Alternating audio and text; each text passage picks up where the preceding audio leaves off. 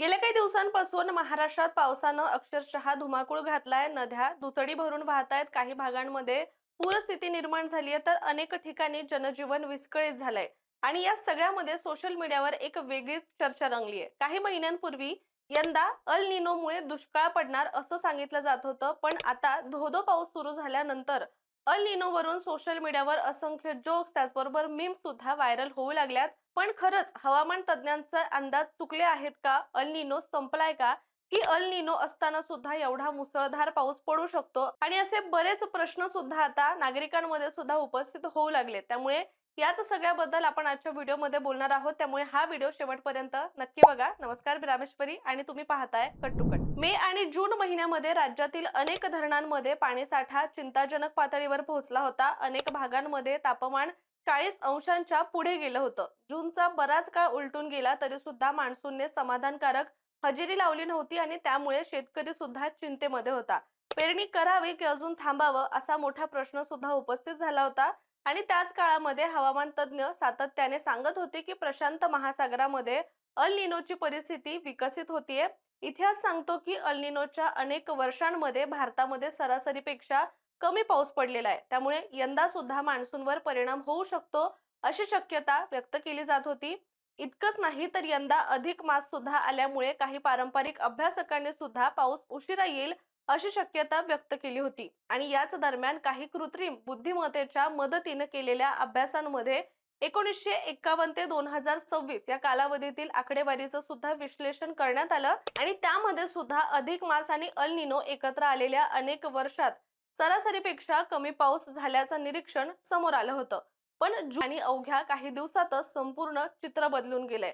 राज्यात पावसाने अक्षरशः रौद्र रूप धारण केलंय. मुंबई, ठाणे, पालघर, रायगड, रत्नागिरी, सिंधुदुर्ग, पुणे, सातारा, कोल्हापूर, नाशिक आणि घाटमाथ्यावरील भागांमध्ये मुसळधार ते अतिमुसळधार पाऊस सुद्धा सुरू झालाय.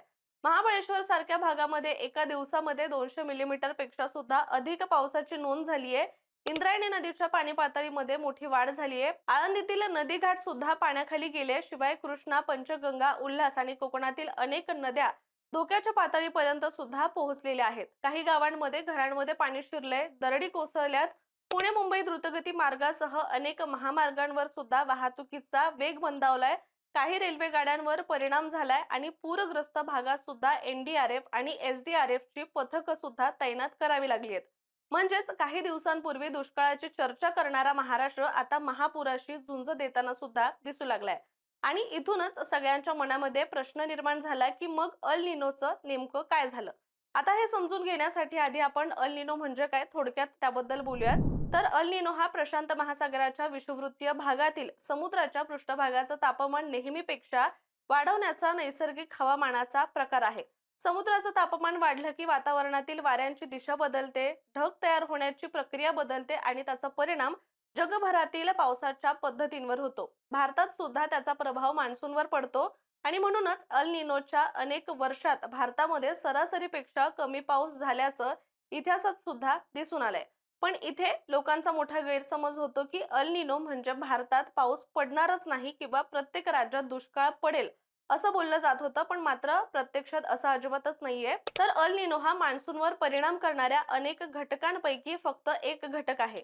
मान्सूनचं खरं गणित अनेक वेगवेगळ्या घटकांवर अवलंबून असतं. जसं की बंगालच्या उपसागरात कमी दाबाचं क्षेत्र तयार झालंय का, अरबी समुद्रातून किती ओलावा येतोय, त्याचबरोबर मान्सूनच्या द्रोणीय पट्टा कुठे सक्रिय आहे, समुद्राचं तापमान किती आहे, सह्याद्री पर्वतरांगांचा परिणाम काय होतोय, स्थानिक भौगोलिक परिस्थिती कशी आहे आणि हवामान बदलांचा प्रभाव किती आहे.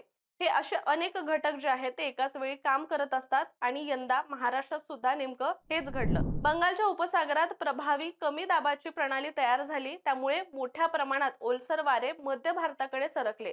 दुसरीकडे अरबी समुद्रातून सुद्धा प्रचंड प्रमाणात आर्द्रता महाराष्ट्राकडे आली आणि हे ओलसर वारे सह्याद्री पर्वत रांगांना धडकले. त्यामुळे हवा वर गेली, मोठ्या प्रमाणात ढग तयार झाले आणि मुसळधार पावसाला सुरुवात झालीये. म्हणजे अल निनो अस्तित्वात असताना सुद्धा महाराष्ट्रात अतिवृष्टी होऊ शकते. आणि यंदाचं उदाहरण सुद्धा त्यातलंच एक आहे. पण या सगळ्या मागे आणखी एक मोठं कारण असल्याचं म्हटलं जात आहे आणि ते म्हणजे तापत चाललेले महासागर. हवामान तज्ञांच्या मते गेल्या काही वर्षात जगातील महासागरांचं तापमान सातत्याने वाढतंय. विशेष म्हणजे काही भागांमध्ये यंदाचं तापमान 2023-24 मधील विक्रमांना सुद्धा मागे टाकत आहे आणि हा बदल छोटा वाटतो. 1 ते 2 अंशांनी समुद्र गरम झाला तर काय फरक पडणार असं अनेकांना वाटू शकतं. मात्र महासागर म्हणजे छोटंसं तळ नाहीये, तर पृथ्वीच्या जवळपास 70% भागांवर पसरलेला हा प्रचंड जलसाठा आहे. त्याचं तापमान अगदी 1 अंशाने वाढण्यासाठी सुद्धा अफाट ऊर्जा लागते. आणि शास्त्रज्ञ सांगतात की वातावरणात वाढलेल्या हरितगृह वायूंमुळे निर्माण झालेल्या अतिरिक्त उष्णतेमुळे 90%हून अधिक उष्णता महासागरांनी शोषून घेतलीय. याचाच अर्थ महासागर आता प्रचंड प्रमाणात ऊर्जा साठवून ठेवतोय आणि हीच ऊर्जा हवामानाचं स्वरूप बदलत चालली आहे. समुद्र अधिक तापला की त्यातून अधिक पाण्याची वाफ तयार होते, वातावरणात आर्द्रता वाढते आणि योग्य परिस्थिती निर्माण झाली की हीच अतिरिक्त आर्द्रता काही तासातच विक्रमी पावसाच्या रूपाने कोसळते. म्हणूनच आता अनेक दिवस पाऊस पडत नाही, पण जेव्हा पडतो तेव्हा एका दिवसातच महिन्याभराचा सुद्धा पाऊस पडतो. आणि यालाच हवामान शास्त्रज्ञ एक्स्ट्रीम वेदर म्हणजेच टोकाचं हवामान असं देखील म्हटलं जातं. आणि आज आपण सुद्धा हीच परिस्थिती सुद्धा अनुभवतो आहोत.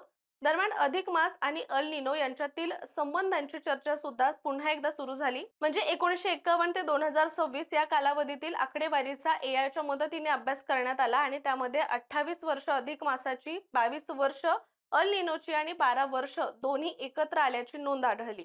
आणि या 12 वर्षांपैकी 7 वर्षात सरासरीपेक्षा कमी पाऊस झाला होता. मात्र हवामान शास्त्रज्ञ स्पष्ट सांगतात की हा अंतिम वैज्ञानिक निष्कर्ष नाही, हे केवळ निरीक्षणावर आधारित विश्लेषण आहे आणि यावर अधिक संशोधनाची सुद्धा गरज आहे. म्हणूनच फक्त अधिक मास किंवा अल निनो यांच्याकडे पाहून संपूर्ण मान्सूनचा अंदाज बांधणं योग्य ठरत नाहीये. तर आता हवामानाचं स्वरूप सुद्धा बदलत चाललंय. त्यामुळे सोशल मीडियावर फिरणाऱ्या मीम्स पाहून अल निनो फेल झाला असा निष्कर्ष काढणं सुद्धा चुकीचं ठरेल. अल निनो अजूनही हवामानावर परिणाम करणारा महत्त्वाचा घटक आहे, मात्र तो एकमेव घटक नाही. आणि हवामान बदलामुळे या प्रक्रियांची गुंतागुंत आणखी वाढत चालली आहे. म्हणूनच पुढील काळामध्ये आपल्याला दुष्काळ किंवा महापूर अशा दोन्ही टोकांच्या परिस्थितींचा सामना सुद्धा करावा लागू शकतोय, असं देखील म्हटलं जातंय. आणि कदाचित हेच येणाऱ्या काळातील सर्वात मोठं आव्हान असणार आहे.